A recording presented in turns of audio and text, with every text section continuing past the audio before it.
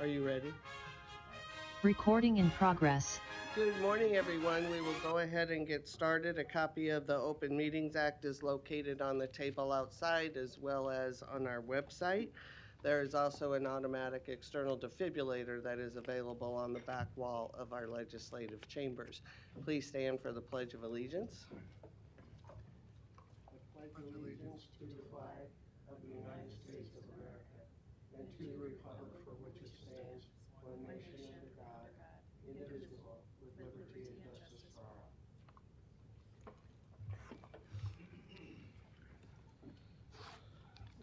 On behalf of the board, this is our first meeting. I wish you all Happy New Year, and I'm going to turn it over at this time to our clerk to get started with our election of the chair for the ensuing year. All right, good morning. Dan Ash, Douglas County Clerk. So, like Commissioner Borgeson said, the first item is item A, election of the chair of the Board of Commissioners for the ensuing year. Do I have any nominations for the chairperson? Nominate Commissioner Borgeson. Commissioner Boyle nominates Commissioner Borgeson. I'll second that motion. All right, and Commissioner Morgan seconds. Are there any other nominations at this time?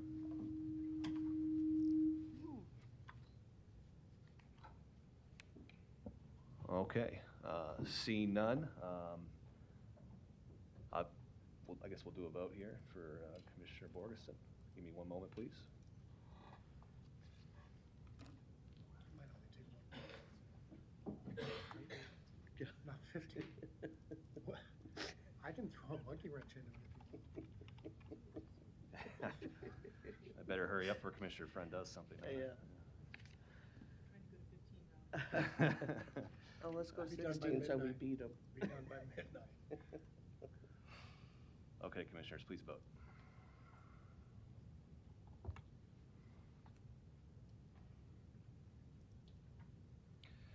Motion passes 7-0. Congratulations, Chair Borgeson.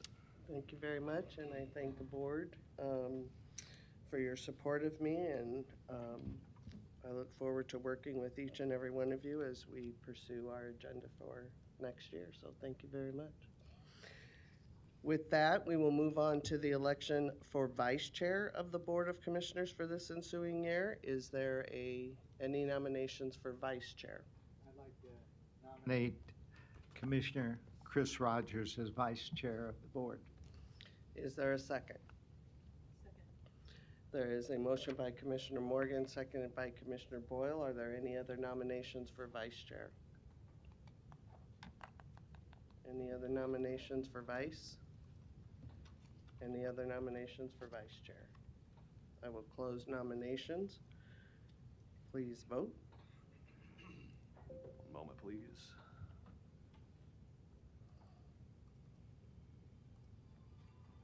Okay, thank you.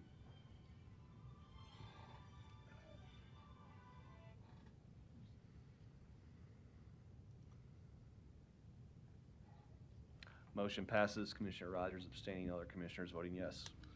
Thank you all, appreciate it. You're much more formal than I. Congratulations.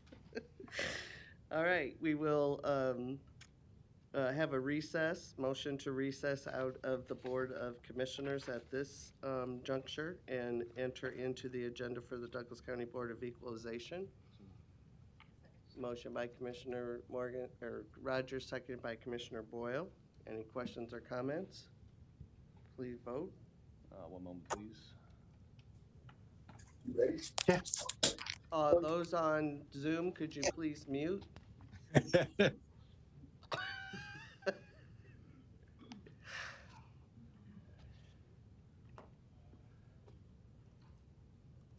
Chair Borgeson, I apologize. Who made the motion and second on that? Commissioner Rogers made the motion, Commissioner Boyle made the second.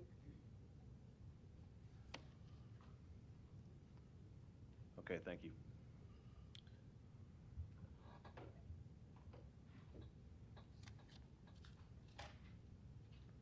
And Commissioner Rogers. All right. Motion passes 7-0. We will begin with the agenda for the Douglas County Board of Equalization. Roll call, please. Commissioner Boyle? Here. Commissioner Kavanaugh? Commissioner Friend? Here. Commissioner Garcia? Commissioner Morgan? Here. Commissioner Rogers? Here. Madam Chair. Present.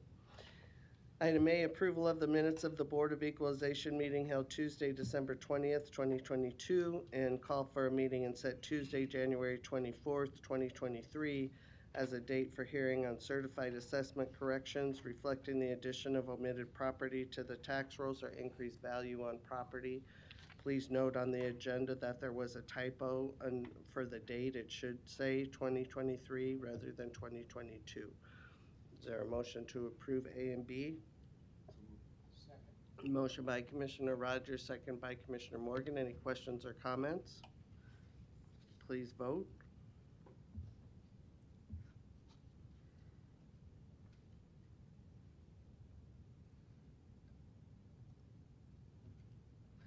Motion passes 7-0. Next are citizen comments. Is there anyone in the chamber wishing to speak to the Board of Equalization about an item not on the agenda? Seeing none, we will move to our resolutions. We have resolutions D through I. Is there a motion to approve? Motion by Commissioner Rogers, second by Commissioner Morgan. Commissioners, may I? Any question? I'm sorry? Commissioners, may I? Yes. Mike Goodwillie, Douglas County Assessor, Register of Deeds Office. I know there are two items among our resolutions where there are people here who are going to want to speak. So I guess I didn't want you to get so far down the track. For the resolutions or the protests? Well, there's Resolution D, which is the denial of a 2022 permissive exemption application. And there's somebody here from the organization that wants to speak, so I didn't want you to get so far down the track. And let me synopsize that one for you. This is Cathedral of Love, Church of God at 28th and Ames. They had been exempt, and despite the reminder letters that we send, did not file an application for 2022. To refresh your recollection on the process, there would have been a reminder sent in November and December of 21, another one in March, and then another one in June of 2022. And they all went to the address that the organization had given us on their previous application. When we heard nothing, we do what is required by state law, and that is we went to put a value on the property.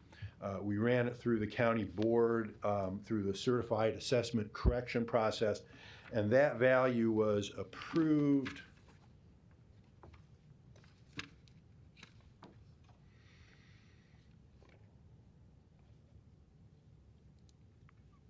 in December of 2022. Notice was sent to the organization, incidentally, at the same address that the reminder letters to get them to file their exemption application went. That one they got. And so they then filed a 22 exemption application on December 19th of this year. Because it was out of time, we recommended denial, and that's the item we're talking about today. And I know there's a gentleman here from the organization that would probably like to speak. What puts a little wrinkle on this is it's my understanding that the property is being sold, and that one of the issues involving the sale is the taxes that were added because of the value due to the failure to file an exemption application. So anyway, I'll let the gentleman from Cathedral of Love address you. Thank you. Could that gentleman come forward, please? Good morning. And just state your name for us. My name is Pastor Robert J. Hall. Good morning. And just tell us what could you tell us what you're here for today? Could you tell us what you're here for today? Yes, the gentleman is correct in terms of we missed filing the application for Cathedral Love. This is the first time we've been there for 27 years, and this is the first time this has occurred. We've lost our exemption. I had a secretary that normally takes care of this, and I signed it after she completed the form. She's no longer with me, and I wasn't diligent enough to stay on top of completing this application. I did the 457 for the church's van, and I did the state forms, but I missed the ball on this one. We have mail coming to the church. We had a P.O. box that we changed that. And when she left, then we changed the address to come to my home. And so between my home and the mail coming to the church, I missed it. I don't have a legitimate excuse. I just missed it. We are in the process of selling the church. It's due to close this month. But one of the sticklers is the taxes that have to be paid. So that's the only excuse that I have. You're selling the property. Are you selling it to another church? No, to a medical group that is moving into the Omaha community. So could I ask Mr. Goodwillie to come back up for a minute? And before you leave, Mr. Hall, what's the timeline of that sale? When do you think you're going to sell? The sale is scheduled for this week. It was to be last week, but they asked for another week to complete some of their paperwork. Okay, thank you. So you said that this puts a wrinkle in it. Could you elaborate just a little bit on that? Because if we grant the exemption that's been given to him for the last 20-some years or whatever he stated, what does that do? Well, probably Commissioner Morgan is more expert about taxes in an upcoming real estate transaction, but obviously, because the property has come back on the tax rolls, there was a bill that went out in December. Somebody's going to have to pay it. Whether that comes out of the Sale proceeds. proceeds to the church, or whether the new owner pays it on their own. I'm not sure we really care, but it's going to have to be paid, and I can understand that the parties may be in some discussion about who ought to have to pay it. So, And do you know the amount of that? well, the value added was approximately, let's see, 601,800, $601,800 multiplied by the consolidated rate of like 2.2 would get you your tax amount. Okay, 12,000. 12,560 or thereabouts. Yeah, ballparking it, I think that's probably right. All right. All right, thank you. Any other questions from commissioners? Commissioner Rogers? Mike, thank you, Madam Chair. So, trying to, the entity is the medical entity that I'm assuming, Reverend, is a nonprofit, or is it a for-profit? No, from my understanding, it's a for-profit. They have 20 other locations around the country. Okay. So, Mike, with that sale, and if they would have bought it now, I'm assuming they would be responsible for the value of the property as of the end of December 30 anyway. The organization buying it. If it would have been filed, they would have got it and it would have been sold to a for-profit. They would have been on the tax rolls doing the sale, and they would have been responsible for Okay, last year. yeah, let me sort through that. Commissioner, had these folks qualified for the exemption, had they applied timely in '22, the property would have been exempt to the end of the year. So End essentially. of 23. No. No, End to of the end of '22. 22, okay. So there would have been no bill Okay. in December '22 to be paid in '23. The sale would take place, assuming it's a for-profit entity, then yes, that we would put a value on that property. They would get billed in December '23. The taxes would be due in '24. Okay. So the seller is going to be responsible for this coming year, not this. That's how I'm hearing you say. Well, I think the parties can work out where those tax dollars come from as they see fit. You know, I mean, I guess if I were the seller and I were buying a property that's come on the tax rolls that probably shouldn't have come on the tax rolls, I might be a little bit salty about picking up the tab on that. I'm just curious because we've done some of this in the past. Is the thing that complicates this is the real estate transaction that's in the middle of it? Well, I think that's why Pastor Hall is here. You know, if there weren't, if the transaction had already occurred and this thing had been worked out between the buyer and seller, I'm not sure he would care because they're going to own the property for not very much longer. They're expecting me to pick up the entire tab, and I don't But argue with them on that. my point is, Mike, these have come in the past and we've done them. Still, if we approve it, there's still some time the state's got to approve this, right? The state has the ability to review the grant of any exemption that a county board does. They have the ability to appeal such a grant to the Turk on their own. They seldom, I don't want to say they never exercise that authority. You don't know if they are, or you don't know if they will or they won't. I mean, they've got like a 30-day window from the time the board decides to file such an appeal. They've done it in the past, and I know when I worked down there, I participated in at least a little bit of that. So I don't know in the end if they're gonna pick up on if you decide, well, gee, you know, this was just an administrative mistake that the church made. We're going to grant them the exemption out of time anyway. Well, I don't know if they are going to make further issue out of this.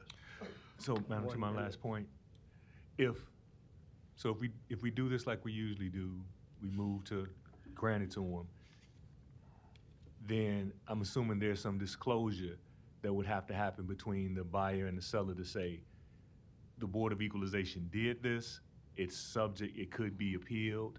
If this is appealed, then they have to work that out. I think that's reasonable, yeah. Okay, okay. time. Commissioner Boyle and then Commissioner Morgan.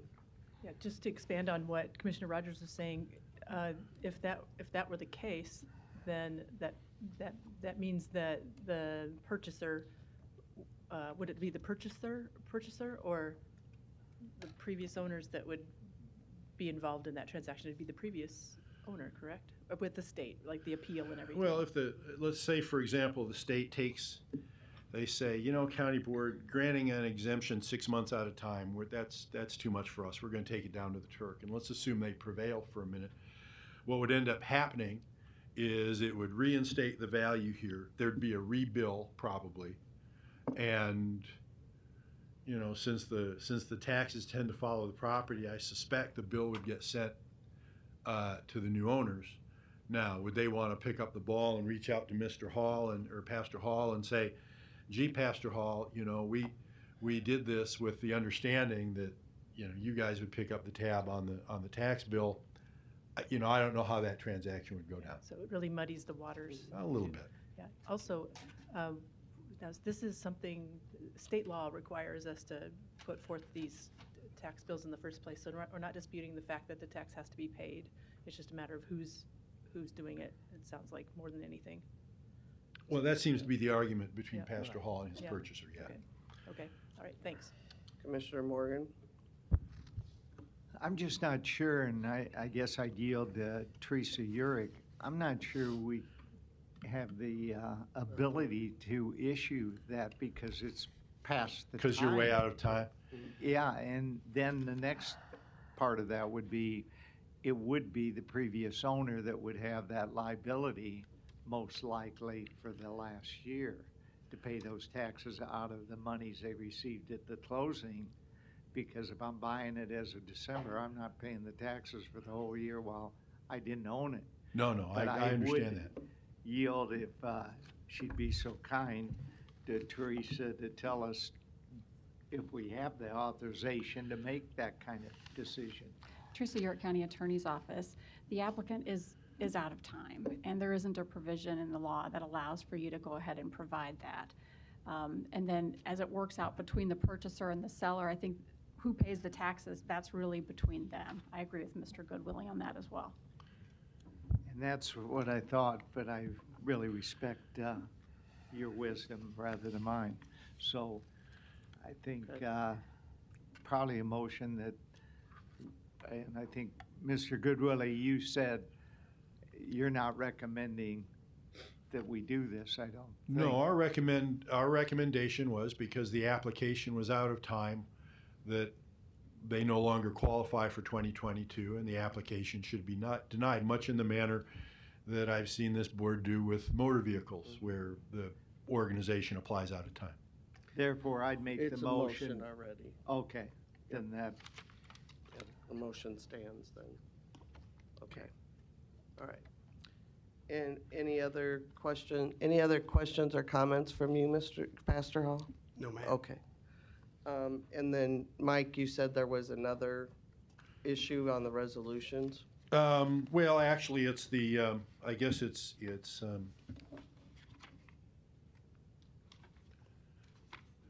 treated separately, the two protests from St. Barnabas. Okay. But you could deal with the other resolutions prior to that. Yeah, I guess. have a motion on the floor and a second for the resolutions. Any other questions or comments?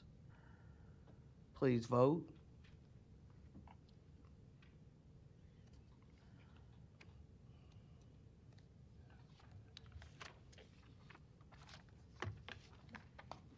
Motion passes 7-0. Thank you for being here, Pastor Hall. And Mike can talk to you afterwards. Okay. Hang around? Yeah. Okay, thank you. Next, we'll move to protests. We have two protests of CAC 22207. This is a permissive exemption for 3915 Davenport Street, not granted for 2022. The owner of the property is St. Barnabas Church. And Mike, do you have comments on this one? I do, and I know there's somebody from St. Barnabas here. I spoke to him before the meeting. This has a number of moving parts. It's a little bit more complicated than just a late file. But initially, this is another one of those where we got no application for 2022. And we sent the usual, spate of letters, November, December, March, and June, to St. Barnabas, saying, for crying out loud, would you please file your exemption application? And none was forthcoming. So subsequently, value was put on both of those parcels, I think at the December 6th meeting. And that gave rise to the protest. The interesting thing about those letters is the board's notice on the value went to the same address that all the reminder letters went to. So I struggle with the notion that they would have gotten the value letter, but not any of the application reminder letters. So that's the simplest issue. You've got somebody that's never filed an application for 2022, way out of time, and now there's value on the property. But there are two sub-issues I wanted to make you aware of. One of them is that I'm not sure these properties would qualify in their entirety, even had they filed on time. And the reason I say that is per the protest, Deacon Simons indicated that those duplexes are used for rental apartments, and the church does not really make any profit on the rentals, which says to me that they're probably breaking even or maybe just making a bit of money. If they were running at a loss, I think they would have said they're running at a loss. But the reason I raise this issue is, in previous applications, the organization has never mentioned that they do housing at that site, those sites. And the reason that's important is because there's a long line of state Supreme Court cases that stand for the proposition that when nonprofits run apartments at a break-even or better basis, that's not considered charitable or religious and doesn't qualify for an exemption. In fact, the most recent case was a few years ago in Sarpy County involving apartments rented by the Sisters of Mercy. And they said to the sisters, no, we think you're a landlord. We think you're taxable. So I guess the second issue here is, had they even filed, I'm not sure they would have qualified. There at least would have had to be some extended discussion and more information gathered about how the property is being used. And then the third issue is I'm not entirely sure what the appeal is. And the reason I say that is there was no application for 22 to be denied. What did happen was value is added to the property. And so what this makes this appeal is technically a protest or an appeal of the value. Now, by state law, if you're appealing value, you have to state the reasons you're protesting the value, and you have to have an ask. And meaning what you think the property should be valued at. If you don't, those protests by state law are subject to dismissal. I've looked at these protests a whole bunch of times, and I really don't see an ask.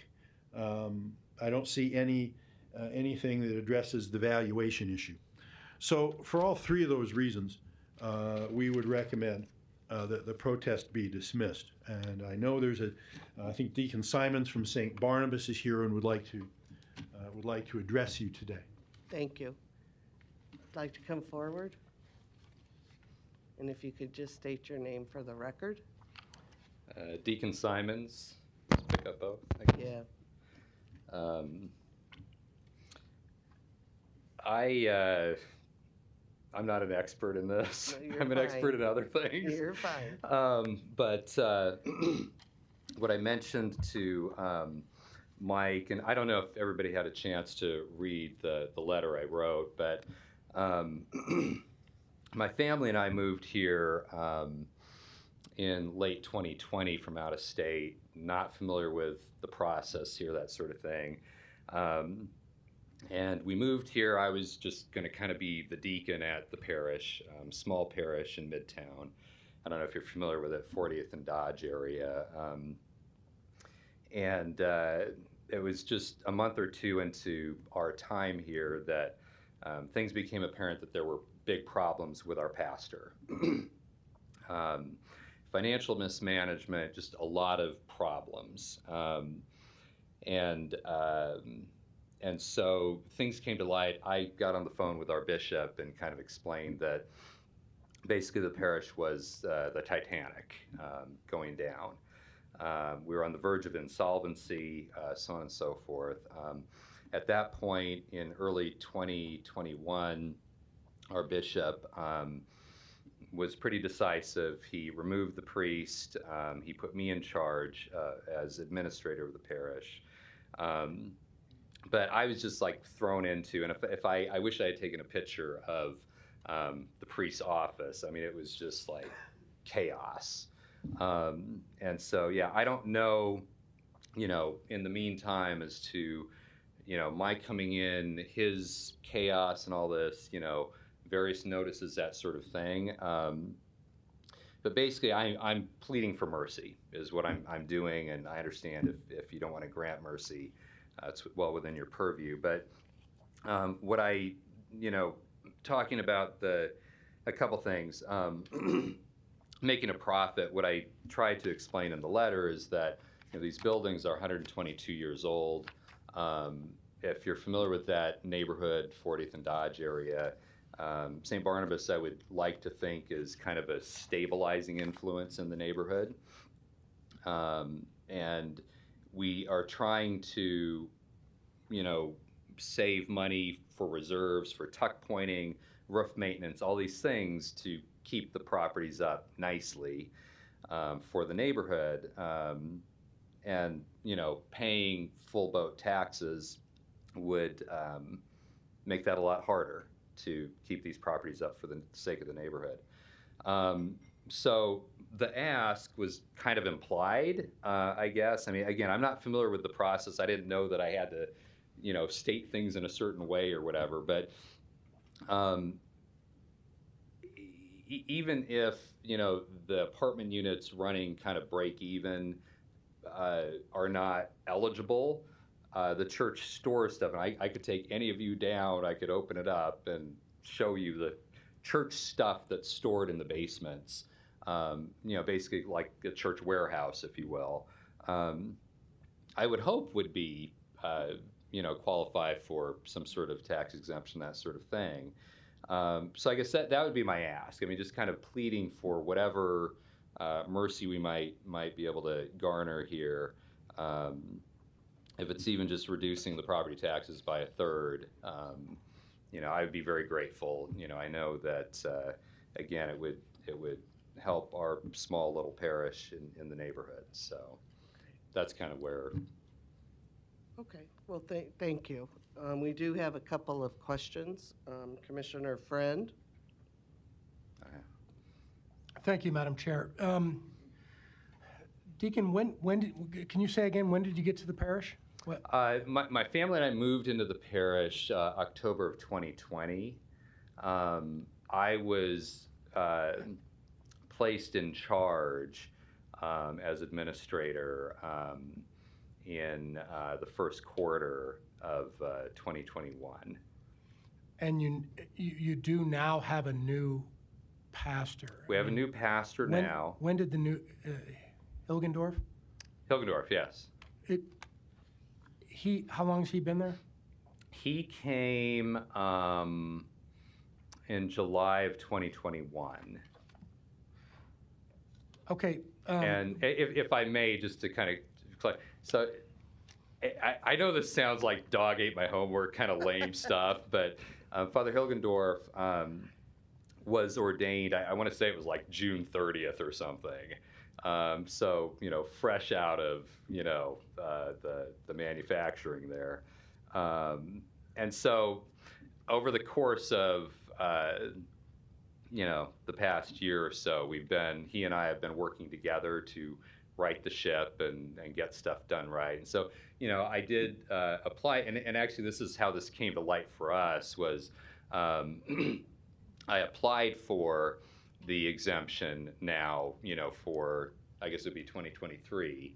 And it was in my letter, but one of the county employees reached out to me, and she was very gracious and said, hey, you know, you didn't apply for the previous year. And it's like, oh, wow, okay, well, let me do something. So anyway. Do you,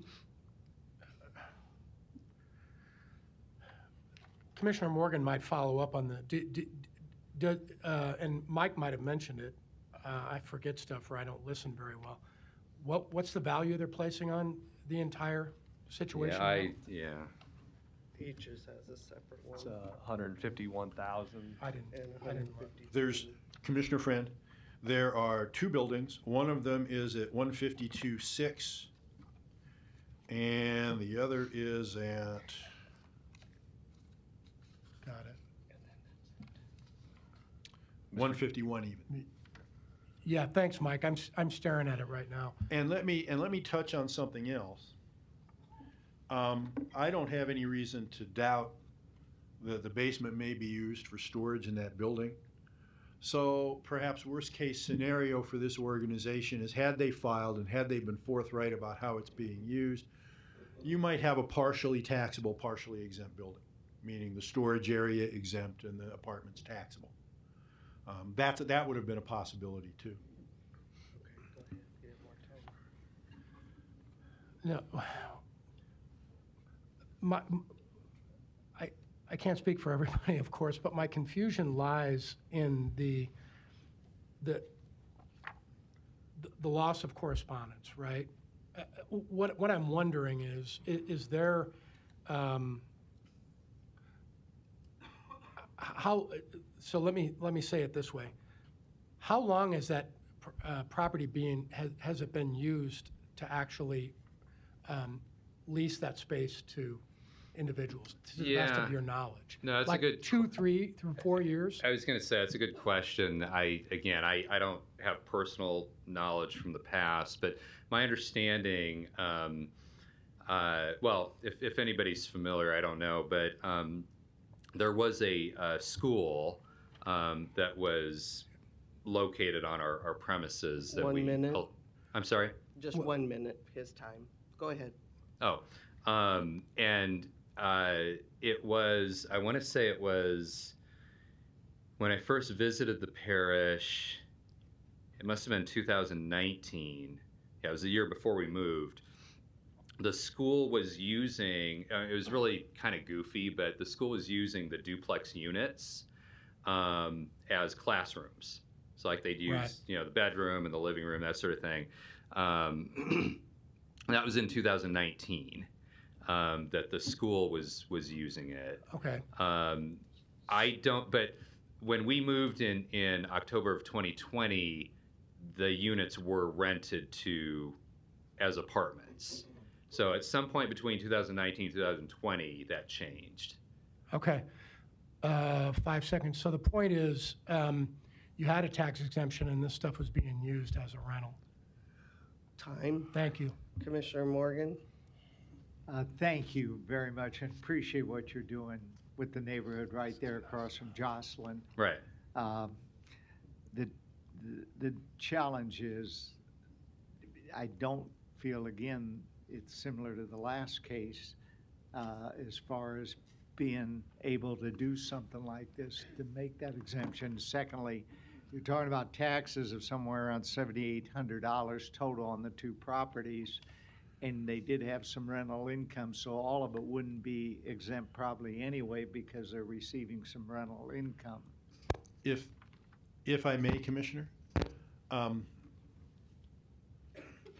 what's up today is a protest of the value that was set for the property in December. So, you know, there's no exemption application to deal with. What's present is a protest of the value, 152.6, I think, for one of them, 151 for the other. So that would have to be what the discussion is about. Right. But I was thinking part of it might have been able to be exempt because of their use of it in ownership. However, Commissioner, yes. They had rental income. Yeah, Commissioner, what we would have done is we would have asked a series of questions about the basis on which the apartments are rented. We also would have asked some questions about the amount of space being used for the church purposes for the storage. And my suspicion is we would have ended up saying, okay, these buildings ought to be partially exempt and partially taxable, that the storage space would be exempt, but that we would tax the apartments. Now, what percentage of that 151 or that 152.6 would have ended up exempt, I don't know. I mean, we'd have to ask more questions, but. Yes, and probably we'll be doing that this year when For the 23, timing we is sure will, right. yeah. Right now, I'm fairly certain we don't have the ability to change the value, or we'd have people here every week if we're trying to change it at this late time. Right. We can't do that. So, Right. again, we have to, I think, honor Mr. Goodwillie, what you're suggesting, which is, You would dismiss the Decline. you would dismiss the protest, is what Right. you would do. Okay. so I make that motion if it's appropriate, and I'm sorry to have to do that, but I've got to follow the statutes and know that we aren't really able to do anything different. And then you'll appear probably at the assessor's office to talk about this and get that done this year at the appropriate time, which will probably be in June. Commissioner Deacon Simons and I were talking before the meeting, and he was working his way through the applications. I think we may have to have a little bit more discussion about the duplexes. But yeah, we'll have a dialogue. Yeah, thank you. Thank you. I made the motion, yes, to dismiss. Okay, Commissioner Kavanaugh? Okay. If that fits your schedule. Okay. Okay, wait, there's Just more. a couple quick questions. Commissioner Kavanaugh. So, I'm familiar with this property. I don't live that far away from it. Is this part of the Roman Catholic Archdiocese of Omaha? That's a good question. How much time you got? How much time does he have? Well, just yes or no. It is or it isn't? No, we're part of the Ordinariate of the Chair of St. Peter, which is Roman Catholic. But it's kind of like, if you're familiar with some of the Byzantine churches, that sort of thing. I know there's a Ruthenian community here in Omaha. We have a different bishop because we're Catholic, but we have different traditions coming from the Anglican tradition. And so our bishop is a Catholic bishop. He was actually just at the Requiem Mass for the late Pope Benedict XVI in Rome. But our property is not associated with the Archdiocese. Okay. So your bishop is who? Bishop Stephen Lopes. Our cathedral is in Houston. Yeah. And it indicates in the records here that St. Barnabas has been in the neighborhood since 1915? Yes, so yeah, because St. Barnabas actually was founded in 1869, somewhere not too far from here, as a high church Anglican, not Catholic, Anglo-Catholic parish in 1869. I believe our building is the third building that the parish has been in. This building was built in 1915. And the parish came into the Catholic Church in, it was about, I'm trying to think, 2016 maybe, something like that. I wasn't here, so I don't remember, but Okay. yeah. So do you have a parish priest? Yes, yeah, Father Hilgendorf, he's actually half-time. I mean, again, our finances are such that we can't afford a priest full-time, so Father Hilgendorf is half-time at St. Barnabas and half-time at Christ the King with the Archdiocese as an employee of the Archdiocese. Thank you. Okay, you're welcome. Anybody's welcome to join us anytime. Oh, thank you, thank you. But unfortunately, I think we're kind of stuck here at this juncture. And there's been a motion, and I'm going to put J and K together since we've talked about them together. So the motion, if you are okay and the seconder is okay, that it is to dismiss 3915 Davenport protest and 3919 Davenport protest. Very good. And we do not have need for an executive session. Could that include adjournment? Yes. So there was a motion by Commissioner Morgan, seconded by Commissioner Rogers, to dismiss J and K and adjourn. Okay? No further questions or comments? Please vote.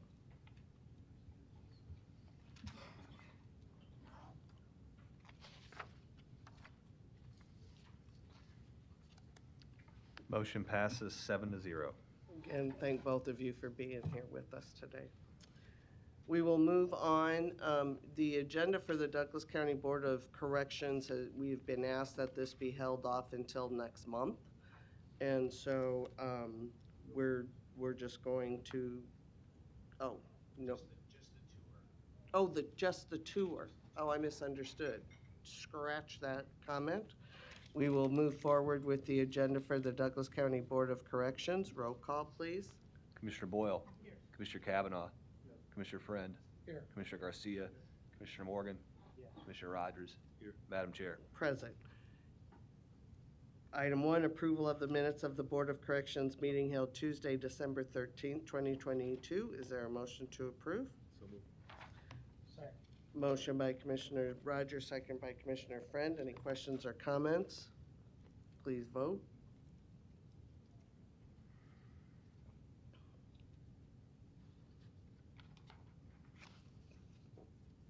Motion passes 7-0. We'll move to citizen comments. Anyone wishing to speak to the Board of Corrections about an item not on the agenda? Seeing none, we will move to the report from our Director of Corrections. Good morning, Mike. Good morning, Commissioners. Michael Myers, Director of Corrections. Director of Corrections for Douglas County. You have before you my... That's not going to work. We're not picking you up. Okay. Just, yeah, there you I'll go. do this. You have before you my report for December of 2022. Sixth month of the fiscal year, we are $2,787,232 under budget. We do have some major renovation and safety projects which have been delayed due to delays in materials. Those have begun, so I do expect that surplus to shrink over the course of the balance of our fiscal year. There were $738,150 spent on overtime costs in December. This was similar to the previous month. However, we do anticipate that this will be improving soon with improved staffing that I'll get to in a little bit. Enclosure number 2, Community Corrections and Reentry Services. The Sanction Center and Transitional Discharge Center placed a total of 6 individuals in community corrections and saved 23 bed days. Face-to-face family visitation resumed for community corrections clients.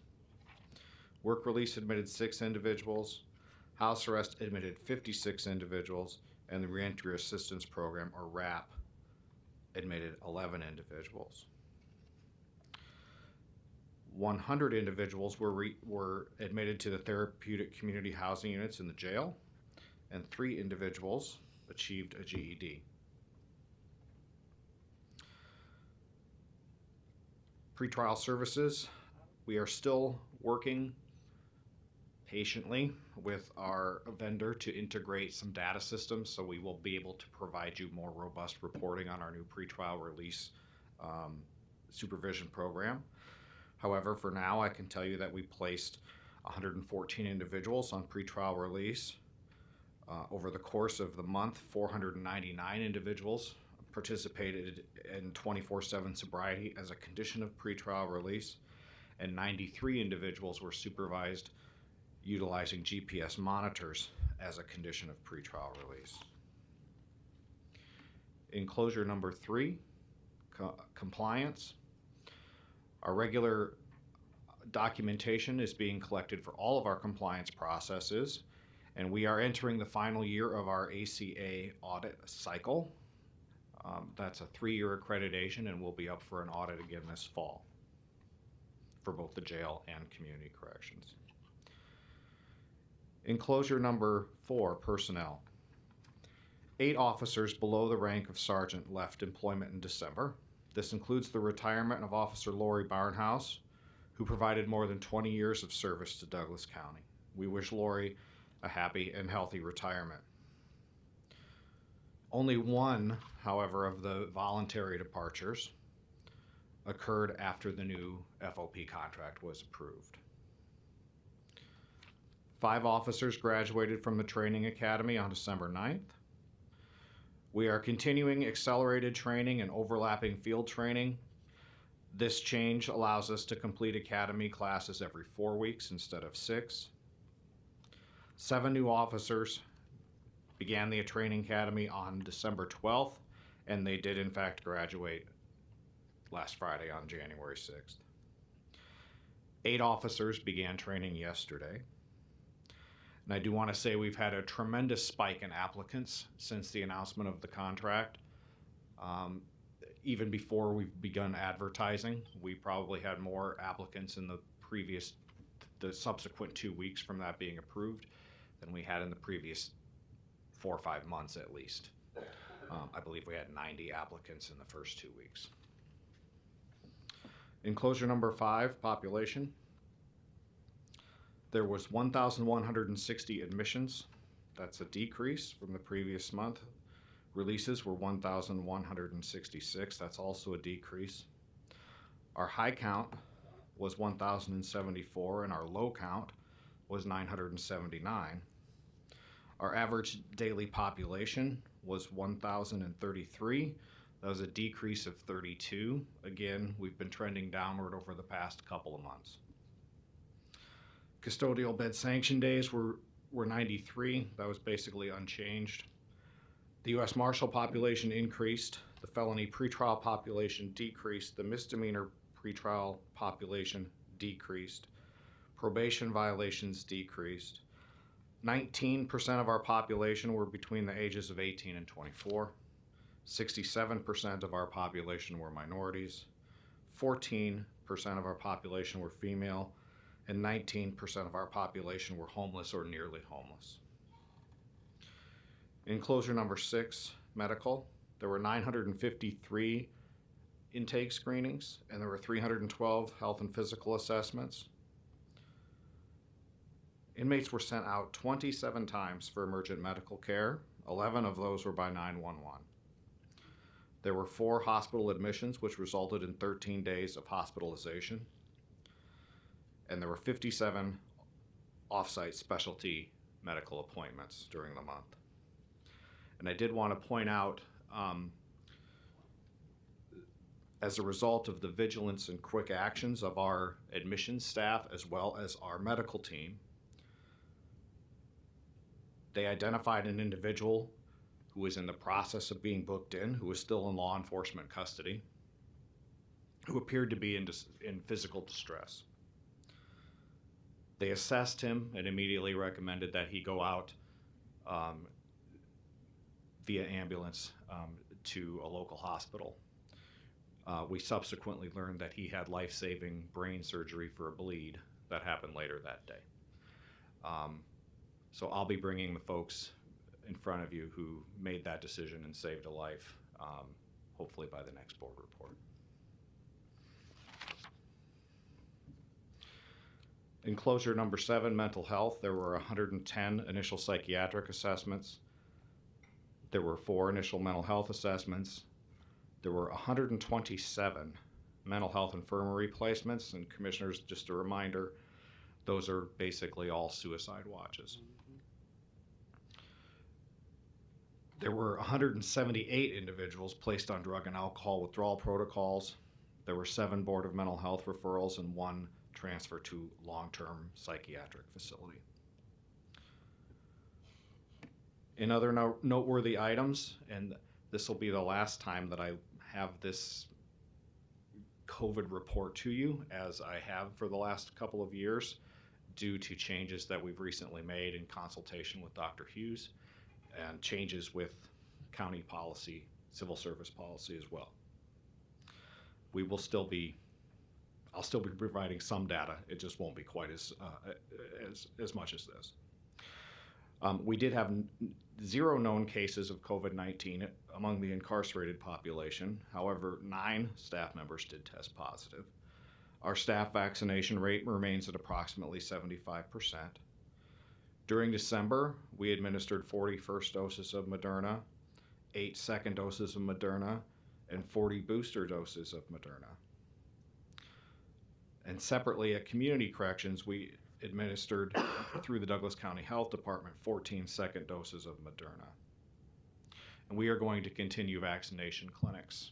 That will be an ongoing thing. As of January 1st, we have fully vaccinated 1,964 incarcerated individuals and provided boosters to 478.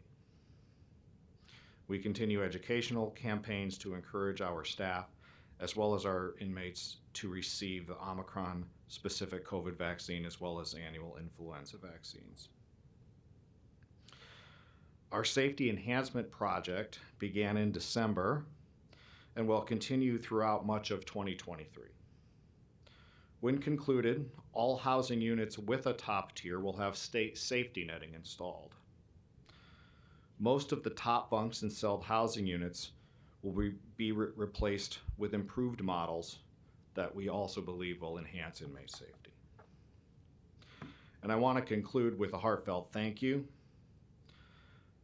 We have developed, especially within the last year, and we continue to implement more resources for our staff to keep them safe, to try and keep them physically and mentally healthy, and to show our gratitude and appreciation for the service that they provide. The challenge, however, faced by being short-staffed has had a limiting impact on the effectiveness of those efforts. Our correctional officers have worked many long hours to keep our department as well as the citizens of Douglas County safe. Coming to an agreement on a new wage package was critical for our continued mission of public safety. I wish to thank Diane Carlson and Marcos San Martin and Patrick Bloomingdale for their guidance throughout the complicated negotiation process. I want to thank Amber Redmond and Debbie Otwell of my leadership team for spending countless hours on research and data gathering. And I wish to thank the leadership of the Fraternal Order of Police Lodge 8 for the willingness to listen and engage in some creative problem solving, along with their membership for overwhelmingly approving the agreement. And finally, I want to thank you, the Douglas County Board of Commissioners, as representatives of the citizens of this county, for your continued unwavering support of the Department of Corrections and our public safety mission. And with that, I'm ready for your questions. Thank you, Mike. Any questions or comments? Commissioner Kavanaugh? Thank you. Thanks for this. Mike, just as a aside, there don't appear to be any numbers on these pages. So I'll go along as best I can with giving you the attachment things, and then you can find them inside those, I guess. Going to the staffing question, the authorized staffing levels are currently 494 with on-hand staff of 416 or 84.6%.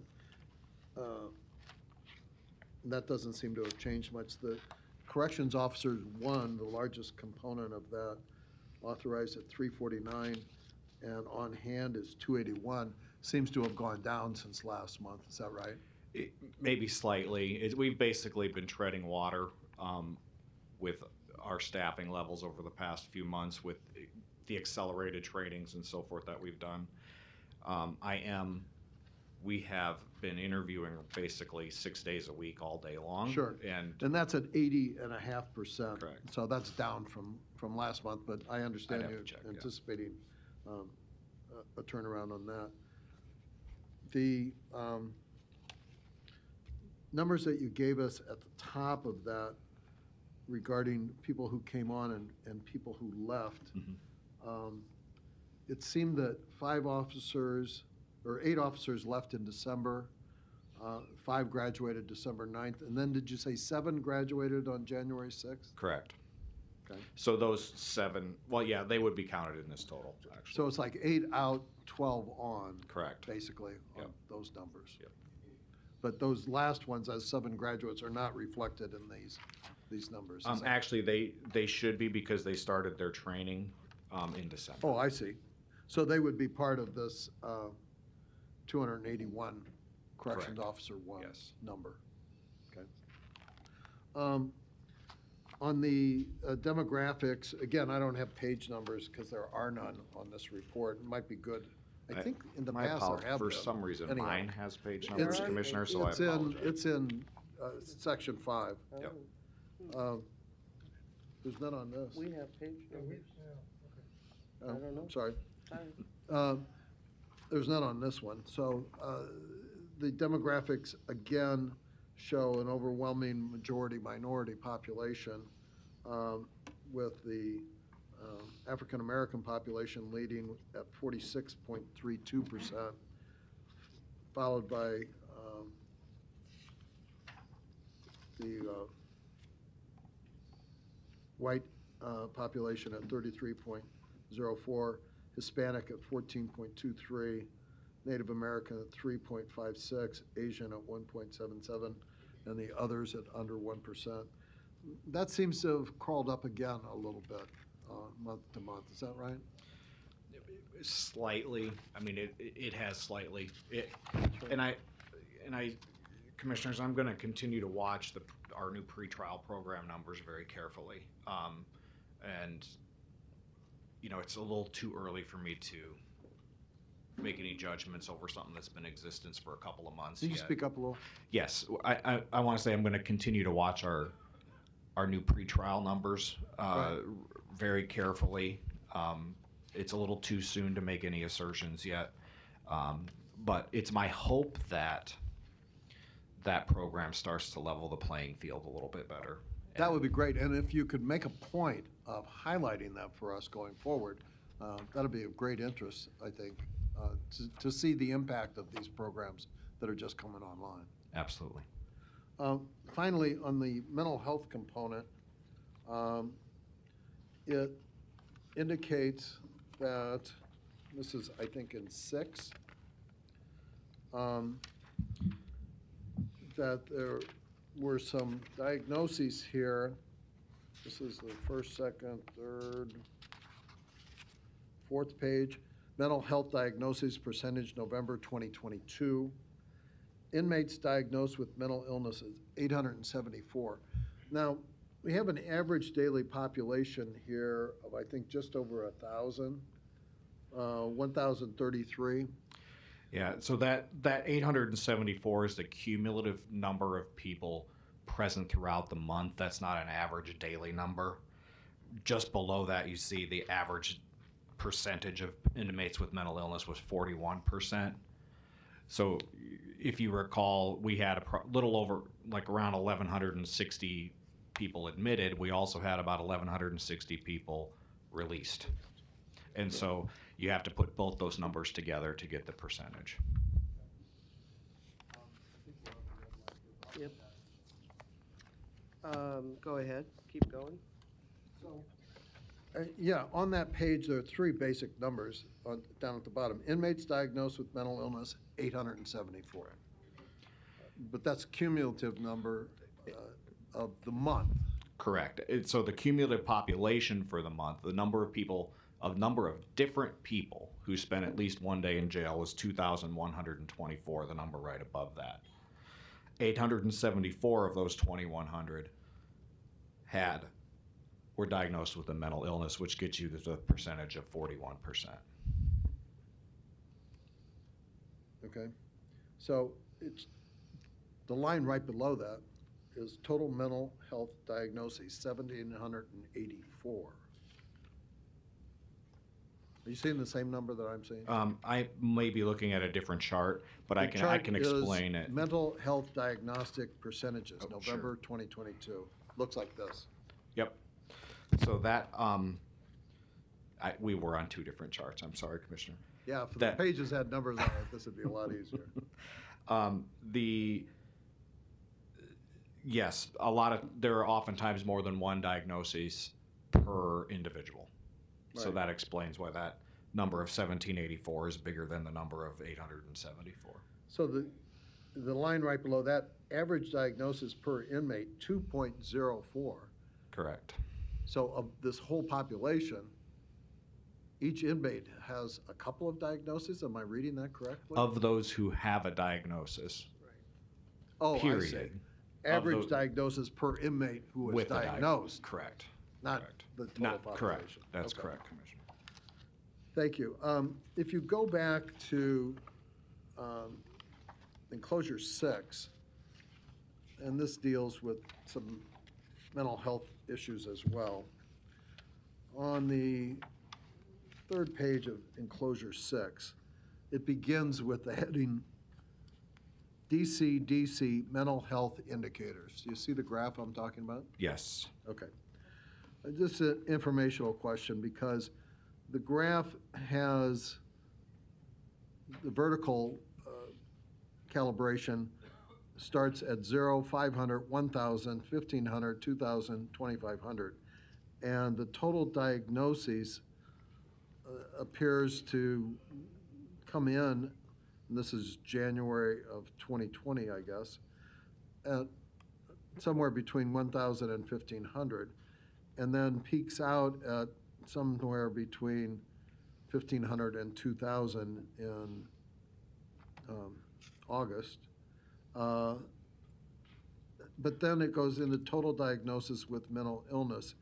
What's the difference between total diagnosis and total diagnosis with mental So illness? basically, this is highly similar to the previous pie chart that you were looking at a few pages further up. This is the total number. So if you took the red bar and multiplied it by the 2.04 diagnoses per inmate, then you would get the blue bar. So the red is people, and the blue is of those people, how many different diagnoses do they have? Okay. The following chart, DCDC mental health diagnosis, has an asterisk, says an individual may have more than one diagnosis. I don't know if on yours, Yeah. I below think the color code. this didn't print out correctly, I see. Commissioner. I see that. Yeah, I now. was gonna ask, what is that? I will make sure that we send you electronically. Fine. As I'm looking at this, I can see that when the copies were printed, it didn't print properly. 1 minute. I appreciate it, thank you. Okay. No other questions or comments. Again, the tour we will put off until next month, but thank you for being here this morning. Thank you, Commissioner. With that, do we have a motion to adjourn out of the Board of Corrections and reconvene as the Board of Commissioners? Motion by Commissioner Morgan, second by Commissioner Rogers. Please vote.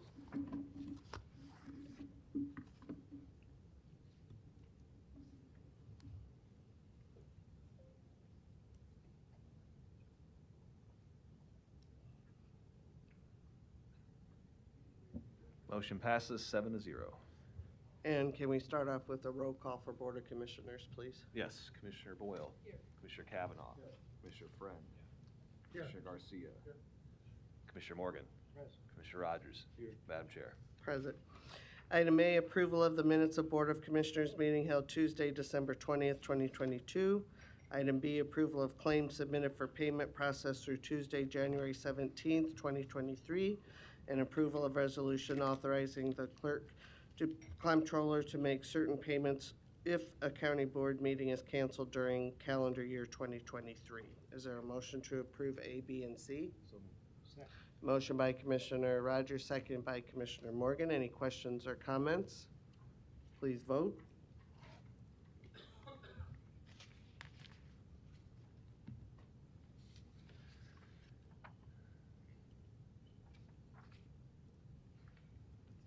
Motion passes 7-0. Next is our consent agenda, items A through L. There are a couple of items, E, F, and G. Those will be held over for 2 weeks. Otherwise, all remain on the consent agenda. Is there a motion to approve A through L minus E, F, and G? Motion by Commissioner Rogers, second by Commissioner Morgan. Any questions or comments? Please vote. One moment, please.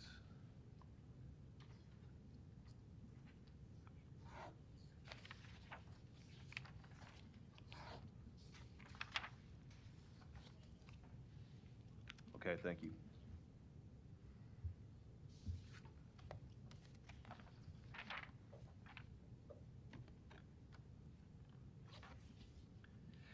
Motion passes 7-0.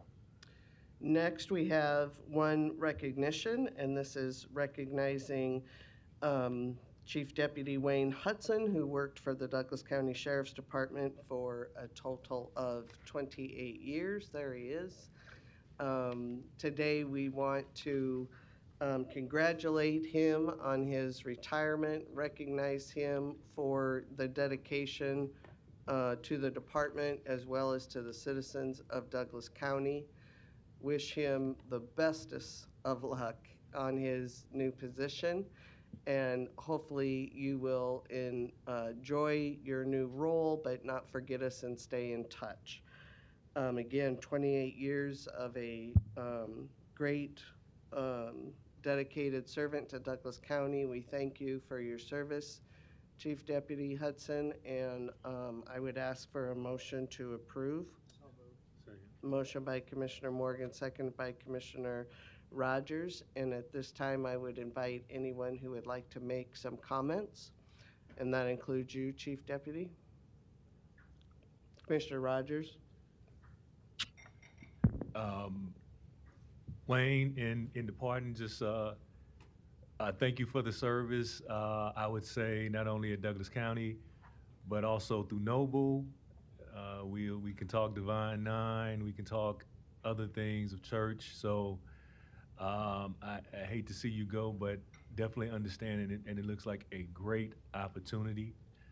Hope is you keep your house here, and you might think about returning after you serve your term there. But I want to, not only for me, but I know I'm speaking for a lot of the other Greeks out there that have worked with you along the way, and thank you for everything, and wish you the best of luck. Thank you very much. Commissioner Friend. Chief, I'm wondering, my college roommate lives in the community you're going to be in. Do you golf?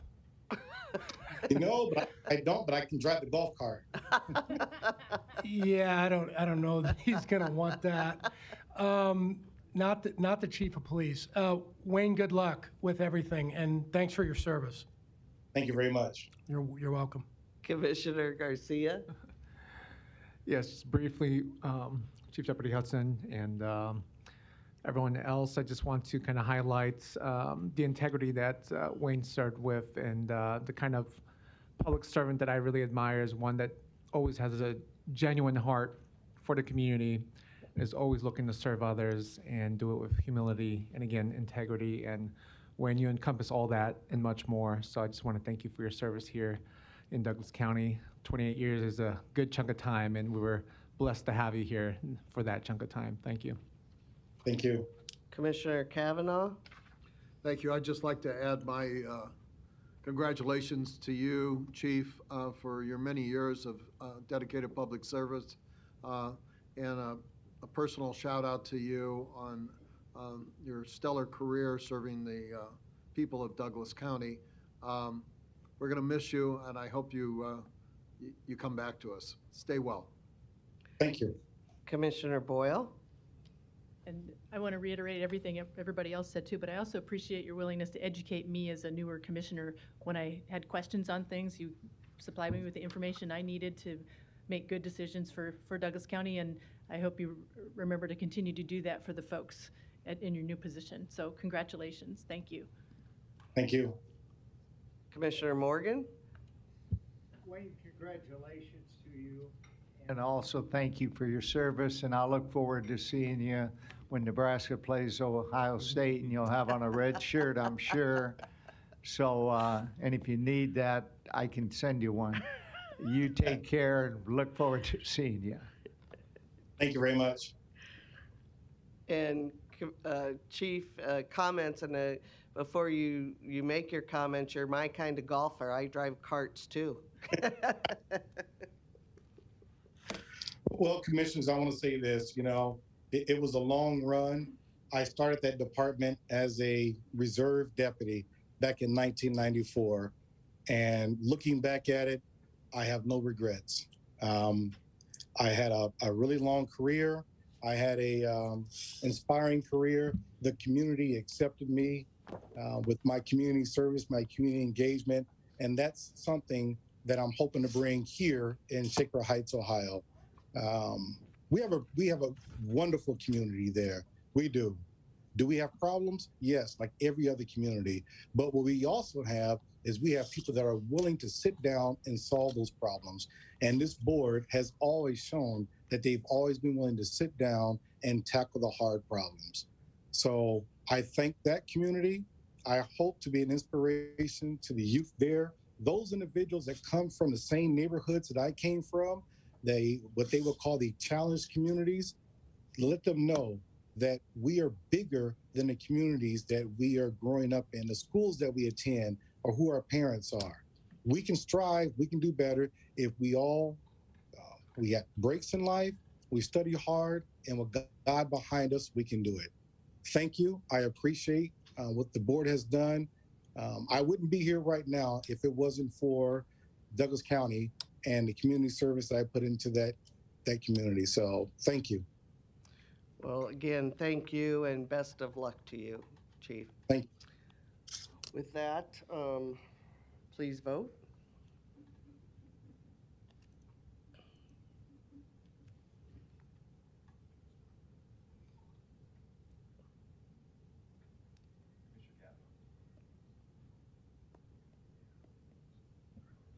Motion passes 7-0. Next are citizen comments. Anyone wishing to speak to the Board of Commissioners about an item not on the agenda?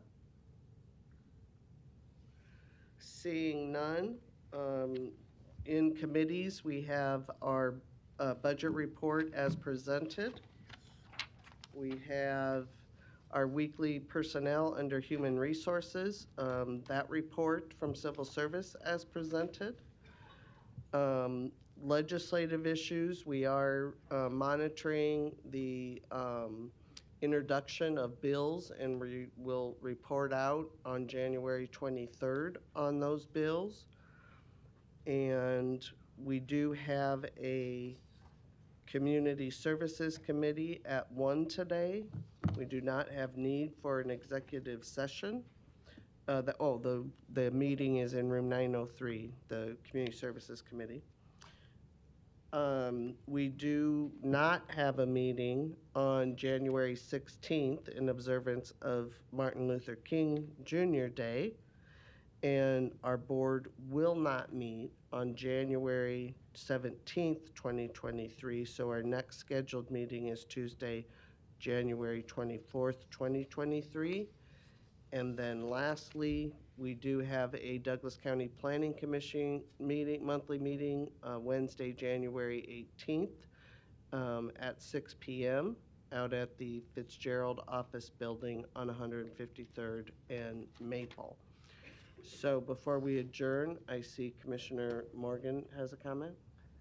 Well, I just want to thank both you and Chris for your service last year as chairman and vice chairman, and wish you the best again this year, hurting all of us in your efforts. And also, we have a new face sitting next to Joe Lorenz, Lori Persh, and I thought it'd be nice to introduce her and welcome her. And we look forward to working with you and the challenges ahead. And at least you have a great mentor there with Joe Lorenz. He's one outstanding individual. So thanks for joining us. Thank you. Glad to be here and glad to have Joe to help me get warmed up and learn the ropes. Great. I would like to welcome you as well, and also, he left, but we also, all of our new elected officials to Douglas County, would like to welcome them and look forward to working with everyone in this coming year. So again, we do not have need for executive session. Is there a motion to adjourn? Second. Motion by Commissioner Rogers, second by Commissioner Friends. Please vote.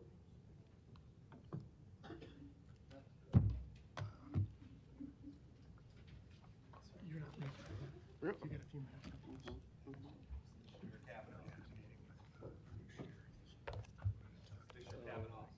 Yeah, what else? Have, what I did this morning as well. Alrighty. Motion passes 7-0. We're adjourned at 10:18 a.m.